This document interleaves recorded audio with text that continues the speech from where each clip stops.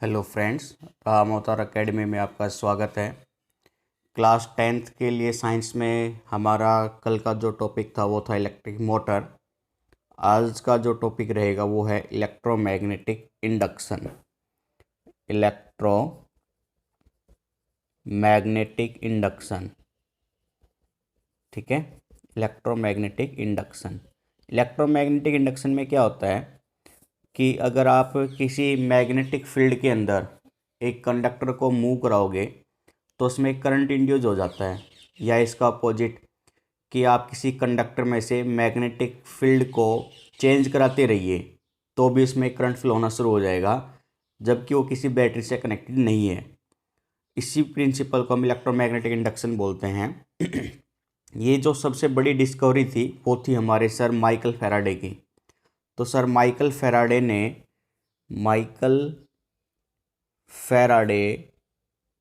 इन्होंने ये सर्च किया था, ठीक है। इलेक्ट्रोमैग्नेटिक इंडक्शन के बारे में जो एक्सप्लेनेशन दी थी सर माइकल फैराडे ने ही दी थी। तो बेसिकली उन्होंने कुछ एक्सपेरिमेंट करके देखे, उसके बावजूद ही उन्होंने कहा कि मैग्नेटिक फील्ड को चेंज कराने से या किसी मैग्नेटिक फील्ड में कंडक्टर को मूव कराने से उसमें करंट फ्लो होता है, ठीक है। तो चलिए इसको हम थोड़ा सा डिटेल में देखते हैं आज कि ये किस तरह से है। तो पहले हम फील्ड चेंज को करते हैं और कंडक्टर को फिक्स रख रहे हैं। मान लीजिए ये आपका कोई कंडक्टर है, ठीक है। ये सोलेनोइड कोयल है आपकी ये। इस सोलेनोइड के ऊपर हमने कोई कॉपर वायरिंग ले रखी है बच्चों, कुछ इस तरह से, ठीक है। ये सोलेनोइड कोयल है आपकी।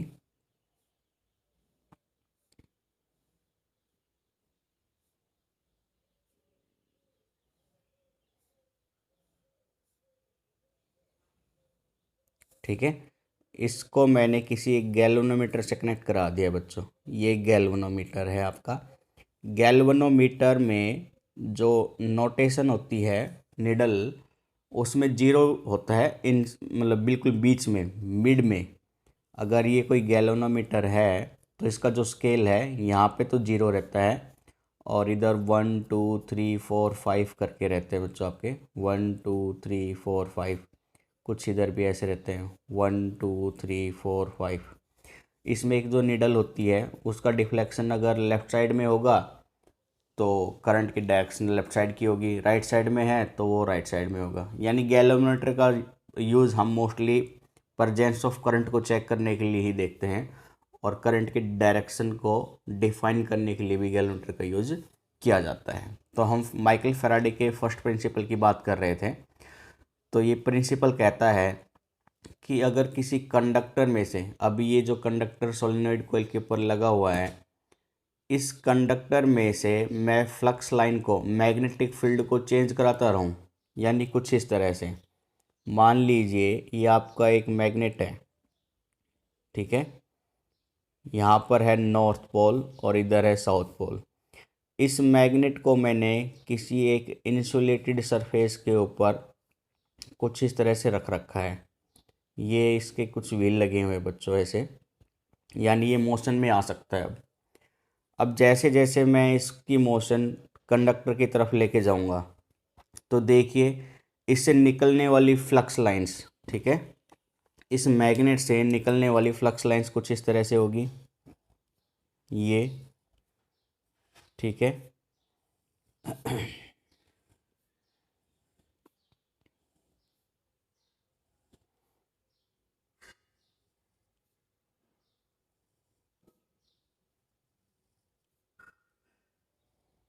ठीक है, यहाँ से नॉर्थ पोल से निकलने वाली फ्लक्स लाइन की डायरेक्शन कुछ इस तरह से होगी बच्चों। और अगर हम यहाँ पे अच्छी तरह से देखना चाहें तो मैं ये कह सकता हूँ कि जैसे जैसे ये मैग्नेट कंडक्टर की तरफ बढ़ेगा, ये फ्लक्स लाइन की वैल्यू इस कंडक्टर में से बढ़ती जाएगी, यानी जो फ्लक्स लाइन इसमें से पास होगी उनकी भी संख्या बढ़ती रहेगी। और अगर मैं इस मैग्नेट को पीछे की तरफ लेके जाऊंगा तो भी इसमें से मैग्नेटिक फ्लक्स लाइन की वैल्यू कम होती रहेगी। यानी इस कंडक्टर में मैग्नेटिक फ्लक्स लाइन की वैल्यू इंक्रीज या डिक्रीज हो रही है इस मैग्नेट के मोशन की वजह से। तो ऐसा होने से यानी इसमें से नंबर ऑफ फ्लक्स लाइंस को चेंज होने की वजह से एक वोल्टेज इंड्यूस हो जाता है इस कंडक्टर के अक्रॉस। यानी मैं ये कह सकता हूँ कि जो वोल्टेज है, मैं यहाँ पे ई से दिखा रहा हूँ। ई क्या है हमारा? Voltage induced in the conductor. ठीक है, ये voltage induced in the conductor है, जो किसकी वजह से हो रही है? फ्लक्स लाइन के पास होने की वजह से। ठीक है, कितनी फ्लक्स लाइन पास होगी, उनकी वजह से, चेंज होने की वजह से इंड्यूस ईएमएफ जनरेट हो रहा है। ये बराबर होता है एन है नंबर ऑफ टर्न्स और rate of change of flux D by d T of flux. ठीक है, फाई क्या है बच्चों यहाँ पे? फ्लक्स। फ्लक्स क्या मतलब? ये जो आपके मैग्नेटिक फील्ड निकल रही है नॉर्थ से साउथ की तरफ जो जाती है, इन्हीं को हम बोलते हैं फ्लक्स। फ्लक्स लाइंस भी बोल सकते हो या फ्लक्स भी बोल सकते हो। और इसका मतलब होता है ये जो हमने लिखा है rate of change of flux. ठीक है, इसको हम बोलते हैं पूरे को rate of change of flux. कि भाई फ्लक्स लाइंस की वैल्यू चेंज होती जा रही है, इसी को हम बोलते हैं rate of change of flux. यानी मैं ये कह सकता हूँ जब फ्लक्स लाइंस चेंज होगी, नंबर ऑफ टर्न्स तो कांस्टेंट है, तो इंड्यूस्ड ईएमएफ हमारा जनरेट होता है उस कंडक्टर के टर्मिनल के अक्रॉस में। ठीक है, अब बात आती है उसकी डायरेक्शन क्या होगी। ठीक है, जो करंट इंड्यूस होगा इस सर्किट में, उसकी डायरेक्शन क्या रहेगी, आपको ये निकालना है। तो उसके लिए एक नए साइंटिस्ट थे हमारे, जिनका नाम था सर लेंजेज। ठीक है, उनका जो सर नेम है वो है लेंजेज। तो लेंजेज के नाम से एक लॉ आता है, लेंजेज लॉ। लेंजेज लॉ कहता है करंट की जो डायरेक्शन होगी वो होगी अपोजिशन पे। ठीक है, किस पर होगी बच्चों? अपोजिशन पे। अपोजिशन का मतलब अपोज करेगा। देखिए, अगर ये मैग्नेट इस कंडक्टर की तरफ आ रहा है, तो इस सोलेनोइड के एंड पर वो पोल जनरेट होगा जो नॉर्थ पोल को अपोज करेगा।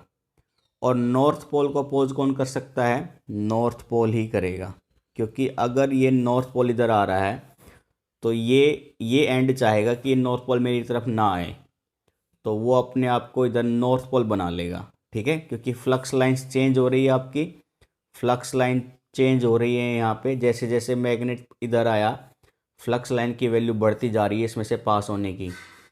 तो ये वाला एंड जो है, ये अपने आप को इस तरह का बनाने की कोशिश करेगा कि ये नॉर्थ पोल इसकी तरफ ना आ पाए। उसके लिए रिपेल करना पड़ेगा, इसलिए ये नॉर्थ पोल जनरेट कर लेता है सोलेनोइड अपने इस एंड पे। तो ऑब्वियसली इस एंड पे कौन सा पोल जनरेट हो जाएगा? South pole. अब आपको करंट की डायरेक्शन देखनी है बच्चों। देखिए, आपने थंब रूल पढ़ा था, तो थंब रूल हम लगाएंगे। देखना, अभी इस सोलेनोइड के लिए जो मैग्नेटिक फील्ड लाइंस है वो नॉर्थ से निकलेगी। नॉर्थ से निकलेगी तो मैं इसको मान रहा हूँ मैग्नेटिक फ्लक्स लाइंस। ठीक है, और बाकी जो कर्ल फिंगर है इनको मैं मानूंगा करंट की डायरेक्शन। तो नॉर्थ की तरफ तो मैंने थंब को ले लिया, यानी मैग्नेटिक फील्ड लाइंस इधर से निकलेगी सोलेनोइड के लिए। बाकी की जो फिंगर है ये चारों, ये दिखाती है करंट की डायरेक्शन। तो करंट की डायरेक्शन अगर आप देखोगे तो अपवर्ड लगेगी इसमें। ठीक है, इन वाइंडिंग में क्या, किस डायरेक्शन में दिखेगी आपको? अपवर्ड डायरेक्शन में। तो यानी मैं ये कह सकता हूँ इनमें करंट की डायरेक्शन कुछ ऐसे रहेगी, अपवर्ड। ठीक है, तो देखिए ये कोयल में से पीछे से होते हुए आएगा, तो ये करंट कुछ इस तरह से होगा। ठीक है, और गैल्वेनोमीटर में जो डिफ्लेक्शन होगा वो करंट की डायरेक्शन दिखाएगा, तो यानी जो नीडल है वो डिफ्लेक्शन दिखाएगी राइट साइड की तरफ। ठीक है, तो ये है गैल्वेनोमीटर का फंक्शन, वो करंट की डायरेक्शन को दिखा रहा है। यानी फ्लक्स लाइन चेंज होने की वजह से सोलेनोइड कॉइल में एक वोल्टेज जनरेट हुई, और वोल्टेज जनरेट होने की वजह से ही करंट इंड्यूस होता है।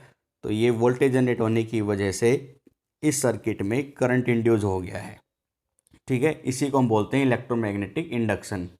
यानी आप किसी कंडक्टर में से फ्लक्स को चेंज करा रहे हैं, मैग्नेटिक फील्ड लाइंस को, वैल्यू को चेंज करा रहे हैं, जिसकी वजह से उस कंडक्टर के एंड पॉइंट पर एक वोल्टेज इंड्यूस होता है, और उसी की वजह से करंट भी इंड्यूस होगा।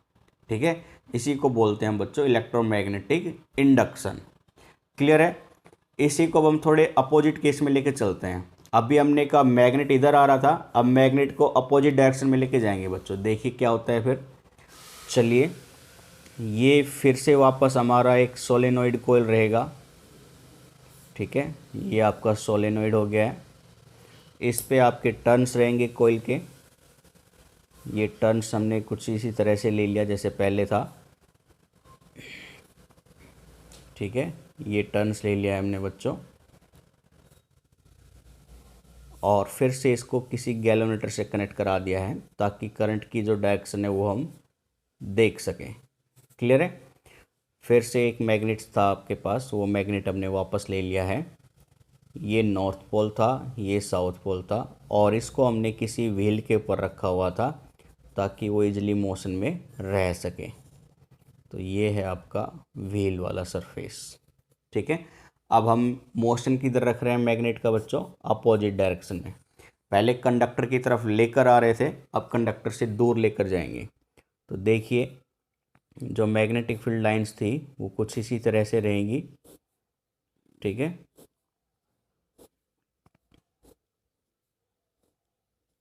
ठीक है। तो देखिए बच्चों, फिर से हम बात करते हैं अपने इंड्यूस ईएमएफ की। तो ई था आपका N d phi by d t. E क्या है, इंड्यूस वोल्टेज, जो फ्लक्स लाइन चेंज होने की वजह से इस कंडक्टर के अंदर वोल्टेज जनरेट होगी। एन है नंबर ऑफ टर्न, ये कितने टर्न है। D phi by d t है, ये बताता है कि ये जो फ्लक्स लाइन है कितने रेट से चेंज हो रही है। ठीक है, तो आपको ये चीज़ याद रखनी है। तो अभी हम बात कर रहे थे कि इसके अंदर करंट की डायरेक्शन क्या रहेगी।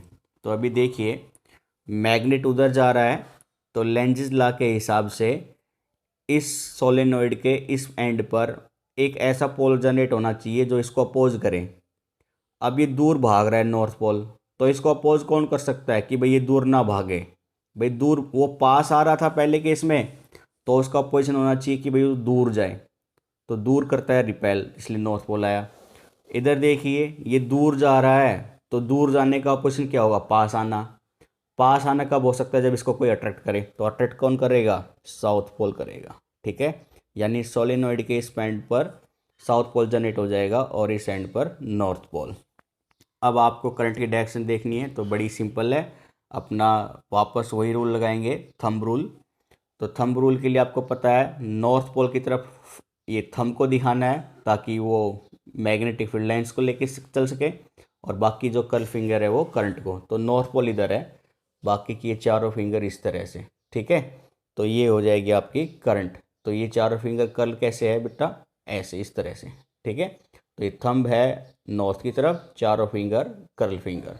तो कर्ल फिंगर क्या दिखाएगी, करंट की डायरेक्शन। तो करंट की डायरेक्शन इधर हो जाएगी डाउनवर्ड, तो ये रहेगी आपकी डाउनवर्ड करंट की direction.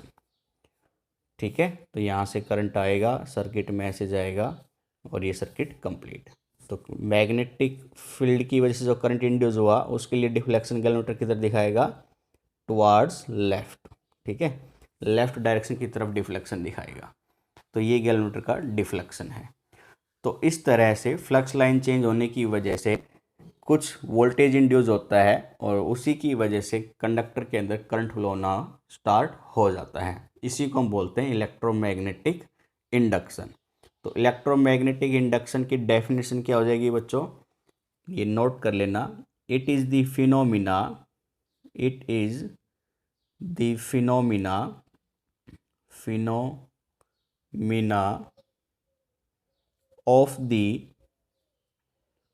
of the production of the production of an induced current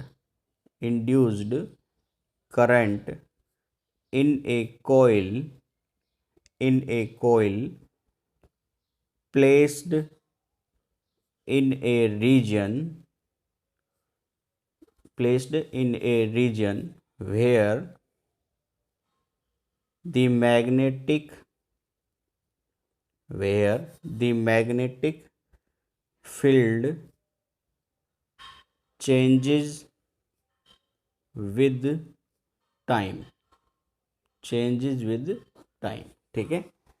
यानी ये कह रहा है production of induce current, current का प्रोडक्शन होना कब, जब किसी रीजन में से मैग्नेटिक फील्ड लाइन चेंज हो रही हो।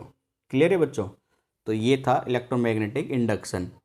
अब बात आती है कि अगर दोनों को, मैग्नेट को और सोलिनॉइड कोइल को, किसी को मूव नहीं करा रहे हम, भाई अगर आप मैग्नेट को स्टेबल रखते, कंडक्टर को आगे पीछे करते, तब भी फ्लक्स लाइन चेंज होती, फ्लक्स लाइन तब भी चेंज होती, तो सेम केस में करंट भी फ्लो होता, ठीक है। या मैं पोल चेंज कर दूं, यहाँ पे साउथ रखता वहाँ पे नॉर्थ रखता, तो भी अपोजिशन के हिसाब से आप पोल जनरेट कर लेते और करंट की डायरेक्शन निकाल लेते हैं, ठीक है।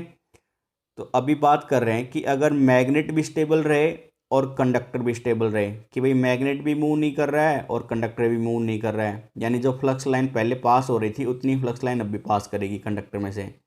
मान लीजिए पहले पास कर रही थी 1000 फ्लक्स लाइन इस कंडक्टर में से, और अभी भी 1000 ही कर रही है, चेंज नहीं हो रही, ना कम हो रही है ना ज़्यादा हो रही है, नहीं कम हो रही नहीं ज़्यादा हो रही, तो ये जो चेंज है ये नहीं होगा।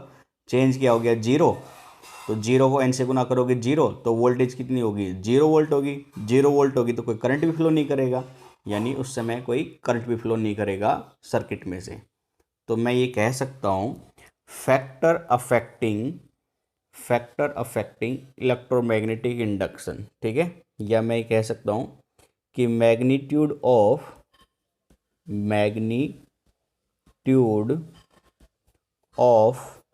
Induced current depends on following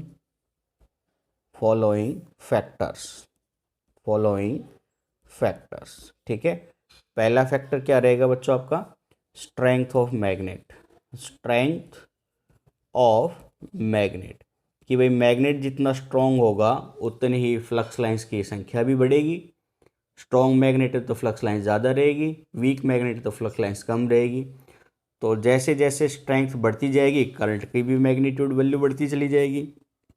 strength magnet की कम होती चली जाएगी तो करंट भी हमारा वैल्यू कम होता चला जाएगा, ठीक है। सेकंड फैक्टर है आपका number of turns in the coil, कि भाई कोयल में जो नंबर ऑफ टर्न है उनके ऊपर डिपेंड करेगा। सीधी सी बात है, फॉर्मूले में हमने लिख भी रखा था, यानी n नंबर ऑफ टर्न जितना ज़्यादा होगा उतना ही वोल्टेज बढ़ेगा, उतना ही करंट बढ़ेगा। नंबर ऑफ टर्न कम हो जाएगा तो वोल्टेज भी कम होगी और करंट भी कम फ्लो करेगा सर्किट में से।